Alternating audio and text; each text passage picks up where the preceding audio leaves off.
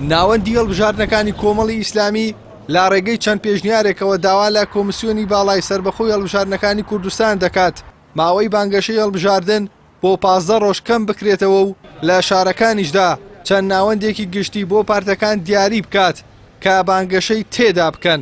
هاوکات کارگێڕی ناوەندەکەش ڕای دەگەنێت ئامانجیان ئەوەیە کە بانگەشەی هەڵبژاردن بە شێوەیەکی شارستانیانە و ئاشتیانە و دوور لە توندوتیژی و بە ڕەچاوکردنی باری دەرونی هاوڵاتیان بەڕێوە بچێت.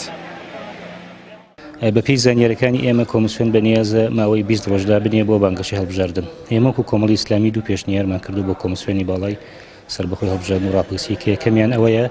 وادەی بانگەشەی هەڵبژاردن لە 2 هەفتە زیاتر نەبێت چونکە دەرونی خەڵک لەوە زیاتر قبول ناکە دەرونی خەڵک ماندووە و پاشان پێشنیاری دوهەمیشمان ئەوەیە کە کۆمسیۆن چەند شوێنێک لە ناو شاردا دیاری بکە بۆ بانگەشەی هەڵبژاردن و ڕێگە بگرێت لەو هەموو قڕباڵغێ و لەو هەموو هەڵواسینی شریت و تەناف و ئاڵا و فلێکسەی کە هەم دیمەنی شار ناشرێندەکەوە هەم بۆ ژینگەش سوودی نییە زیانی هەیە. هاوکات بەشێک لە لایەنەکان و پارتە سیاسیەکانیش ئەو پێشنیاری کۆمەڵی ئیسلامیان لاپەسەندا. ئەندامێکی دەستگای هەڵبژاردننی هاوپەیمانیش ڕای دەگەێنێت پێویستە لایەنەکان کار لەسەر ئاشتکردنەوەی دەنگدەران بکەن و دوور بکەونەوە لە بەکارهێنانی توندوتیژی و بە شێوازێکی ئاشتیانە و دوور لە پیسکردنی ژینگە بانگەشەی هەڵبژاردن بەڕێوە ببەن. مانگەشەیەک بێ هانی خەڵک بین بەرەو سندوقی دەنگدان بچێت و وا لە خەڵک بکەین کە بێتەوە ئاش بێتەوە لەگەڵ هەڵبژاردنە نەبینە هۆی بێزارکردنی خەڵک و نەبینە هۆی ئەوەی کە ژینگە پیسکەین و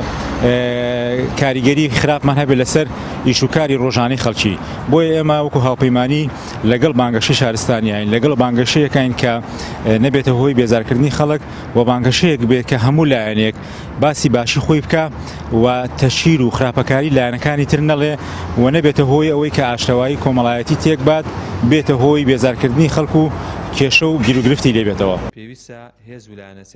هاوکات پەیمانگای کوردی بۆ هەڵبژاردن جەخت لەوە دەکاتەوە خودی بانگەشەی هەڵبژاردن بۆ ناساندنی کارنامە و کاندیدی پارتە سیاسیەکانە بە هاوڵاتیان هەروەها ئاماژە بۆ ئەوەش دەکات بەو پێی هەڵبژاردنەکانی 30 ئەیلول لە هەرێمی کوردستاندا یەکبازنەیە و هەموو کاندیدێک مافی هەیە کە لە هەموو شارەکانی هەرێمی کوردستاندا ئازادانە بانگەشە بۆ خۆی و لیستەکەی بکات. پێویستە هێز و لایەنە سیاسیەکان و دەستگاکانی ڕاگەاندن و بانگەشەکارانی هێز و لایەنە سیاسیەکان ڕەچاوی ئەوە بکەن کە کۆمەڵێک خاڵ هەیە کۆمەڵێک بنەما هەیە لیلانێن لەوە یەکەم تەشیر و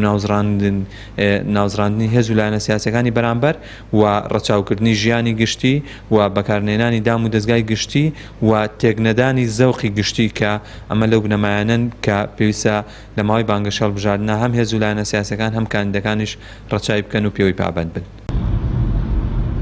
خۆڕەکردنی ناوچە و شار و ناوەندەکان و بەکارهێنانی بینا و مڵک و ماڵی حکوومەت لەلایەن پارتە دەسەڵاتدارەکانەوە لە بانگەشەی هەڵبژاردندا گرفتی بۆ پارتە نەیارەکانیان دروست کردووە و ناتوانن کاندیدەکانیان ئازادانە بانگەشە بکەن. سەرڕای هەموو ئەوانەش ئەندامانی کۆمەڵی ئیسلامی جەخت لەوە دەکەنەوە پەرێزیان پاکە و بە پشت بەستن بە جەماوەری ویژدان زیندوی هەرێمی کوردستان لە دەرگای هەموو ماڵەکان دەدەن و